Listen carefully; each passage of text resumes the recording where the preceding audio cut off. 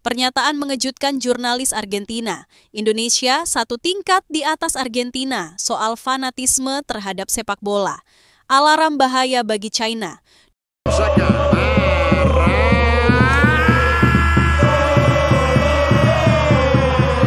Dunia sepak bola kembali diguncang oleh sebuah pernyataan mengejutkan dari jurnalis ternama asal Argentina, Gaston Edul. Dalam sebuah wawancara yang kini viral di berbagai platform media sosial, Gaston melontarkan pujian yang tidak main-main. Soal fanatisme dan dukungan terhadap tim nasional, Indonesia berada satu tingkat di atas Argentina. Ya, Anda tidak salah dengar. Seorang jurnalis dari negara juara dunia, tempat kelahiran legenda seperti Maradona dan Messi, justru menempatkan Indonesia, negara yang belum pernah mencicipi Piala Dunia, di atas Argentina dalam hal dukungan terhadap tim nasional. Apa yang saya lihat di Indonesia benar-benar gila. Ini bukan sekedar dukungan. Ini ibarat agama kedua bagi mereka, ujar Gaston dengan mata berbinar. Ia mengaku terkesima melihat bagaimana seluruh penjuru negeri bersatu saat timnas bertanding, dari anak kecil di gang sempit hingga orang tua di pelosok desa. Mungkin bagi sebagian orang, pernyataan ini terasa berlebihan. Tapi mari kita renungkan, siapa yang tidak merinding mendengar Indonesia Raya dikumandangkan ribuan orang di stadion atau bahkan jutaan dari balik layar kaca? Siapa yang tidak terharu melihat perjuangan supporter menempuh ratusan kilometer hanya untuk melihat timnas berlaga?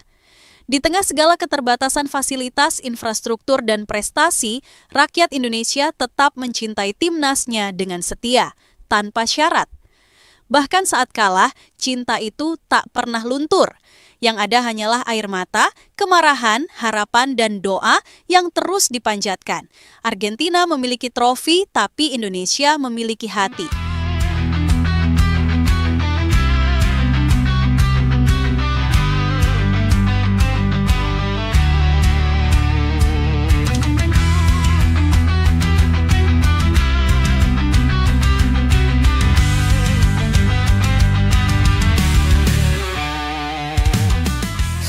Pertandingan persahabatan antara Tim Nasional Indonesia versus Argentina pada 19 Juni 2023 menjadi bukti betapa fanatiknya orang Indonesia kepada Timnasna.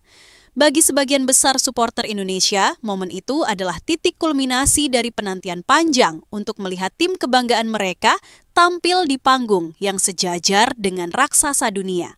Undangan kepada Argentina untuk bertandang ke Jakarta sempat memicu tanda tanya. Mengapa tim sekelas Argentina yang baru saja menjuarai Piala Dunia 2022 di Qatar mau menginjakan kaki di Asia Tenggara untuk melawan tim yang secara ranking FIFA dan reputasi internasional masih tertinggal jauh? Namun di balik itu semua, laga itu adalah hasil dari diplomasi sepak bola yang cerdas dan keseriusan federasi dalam membangun kembali martabat timnas. Argentina tidak datang karena kebetulan. Mereka datang karena melihat potensi pasar, potensi atmosfer, dan tentu saja potensi fans. Argentina datang dengan kekuatan terbaiknya, minus Lionel Messi yang memilih beristirahat usai jadwal padat pasca Piala Dunia. Namun tetap saja, nama-nama seperti Emiliano Martinez, Enzo Fernandez, Leandro Paredes, hingga Alejandro Garnacho cukup menjadi daya tarik luar biasa bagi publik sepak bola tanah air. Dan benar saja, dalam hitungan menit, tiket pertandingan langsung ludes. Bahkan sistem tiket online sempat mengalami gangguan karena trafik yang membludak. Media lokal dan internasional menyoroti fenomena ini sebagai salah satu bentuk fanatisme sepak bola terbesar di kawasan Asia. Lebih dari itu, laga ini juga menjadi penanda penting bagi sepak bola Indonesia dalam memperkuat reputasinya di mata dunia. Sebelumnya, Indonesia kerap dicap sebagai negara dengan sepak bola yang penuh konflik, dualisme liga, kisruh federasi, hingga tragedi Kanjuruhan yang mengguncang dunia pada 2022. Tapi dalam laga ini, Indonesia menampilkan wajah yang berbeda, penuh antusiasme, tertib, dan penuh semangat positif. Bagi pemain-pemain muda Indonesia seperti Marcelino Ferdinand, Pratama Arhan, dan Asnawi Mangkualam Bahar, laga melawan Argentina menjadi pengalaman emas yang mungkin tak akan terlupakan seumur hidup. Mereka tidak hanya bermain melawan idola, tapi juga merasakan bagaimana rasanya bersaing dengan juara dunia secara langsung. Meski Indonesia kalah dengan skor 0-2, sorotan utama tidak jatuh pada hasil akhir. Fokus justru tertuju pada bagaimana timnas bermain dengan penuh semangat, tak gentar menghadapi lawan, dan tetap menjaga organisasi permainan di tengah tekanan tinggi. Di sisi lain, publik dunia, khususnya media-media asing, mulai membuka mata terhadap Indonesia. Mereka menyaksikan langsung bagaimana stadion yang berkapasitas lebih dari 70.000 orang bisa dipenuhi dalam waktu singkat. Mereka melihat bagaimana lagu kebangsaan dinyanyikan dengan semangat, bagaimana koreografi tribun dibuat dengan cermat, dan bagaimana supporter Indonesia tetap berdiri dan bernyanyi meski timnya tertinggal.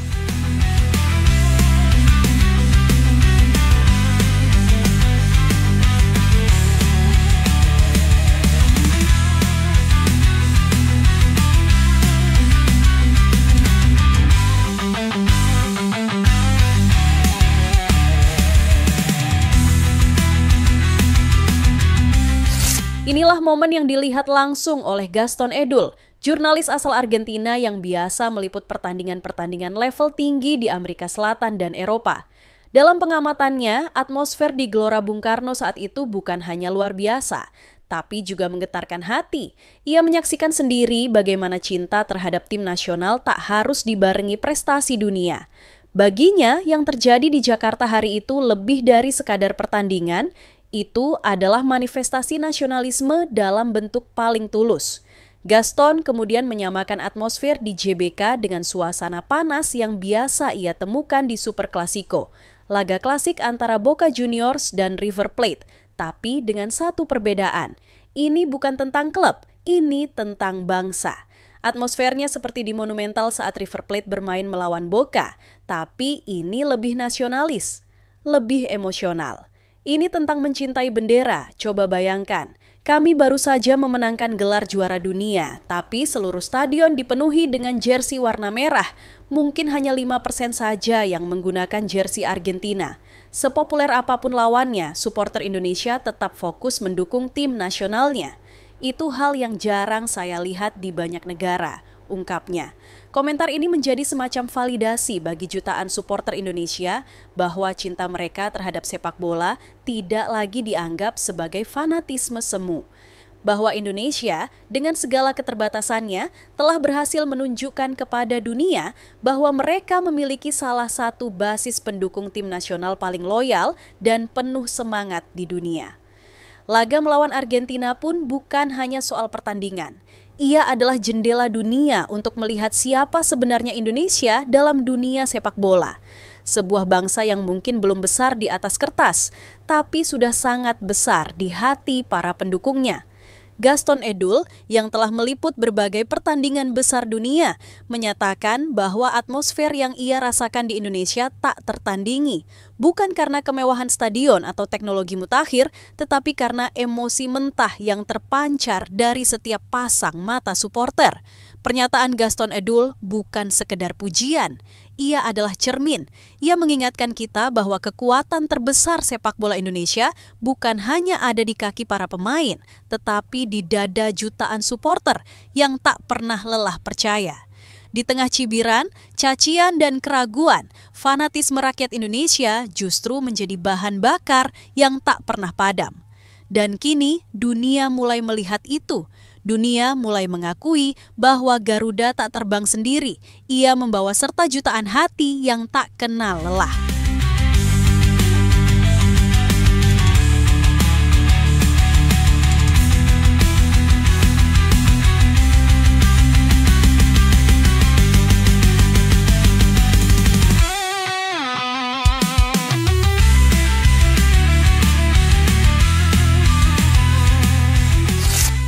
Ungkapan kekagumannya terhadap militansi supporter Indonesia sejatinya menjadi sinyal kuat dan sekaligus peringatan dini bagi tim nasional manapun yang akan bertandang ke stadion legendaris ini, termasuk timnas Cina yang dijadwalkan menghadapi Indonesia pada bulan Juni mendatang di tempat yang sama. Pertandingan ini bukan laga sembarangan. Ini adalah bagian dari putaran ketiga kualifikasi Piala Dunia 2026 zona Asia, sebuah babak krusial yang menjadi gerbang penentu nasib negara-negara di Asia menuju pentas dunia.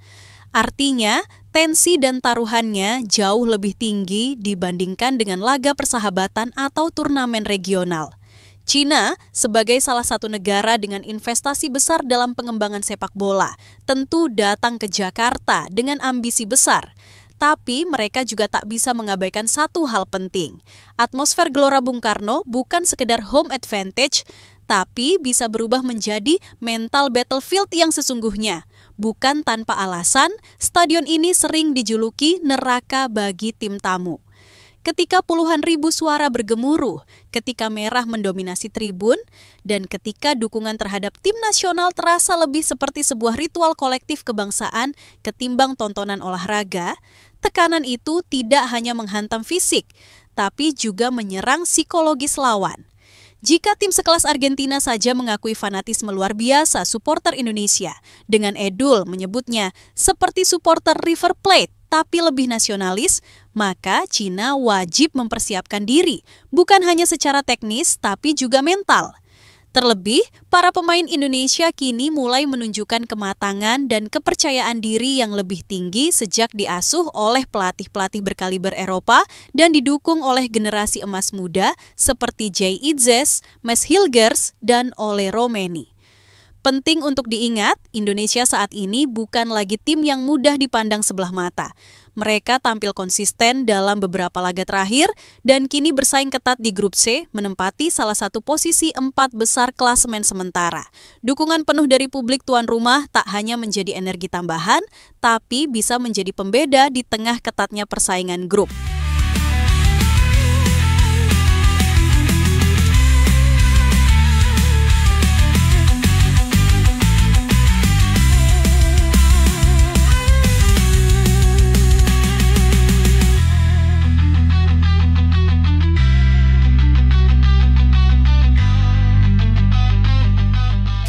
Jadi, bagi timnas Cina, ini bukan hanya pertandingan tandang.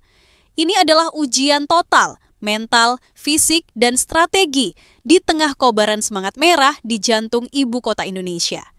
Jika mereka menganggap remeh atmosfer GBK dan semangat Garuda, mereka bisa saja pulang dengan lebih dari sekedar kehilangan poin.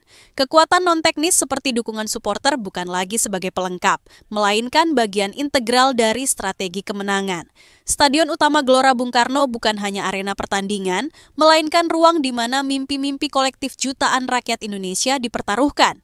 Dan bagi para pemain Garuda, setiap sorak, setiap lagu, dan setiap bendera yang berkibar dari tribun adalah bahan bakar yang tak tergantikan. Mereka tidak hanya bermain untuk 3 poin, tapi juga untuk kebanggaan, harga diri, dan cinta tanpa syarat dari bangsa yang begitu menggandrungi sepak bola. Jadi ketika Cina datang bertamu ke Jakarta, mereka tidak hanya akan menghadapi 11 pemain di lapangan, mereka akan menghadapi seluruh jiwa sepak bola Indonesia yang menyatu dalam satu suara, Garuda di dadaku.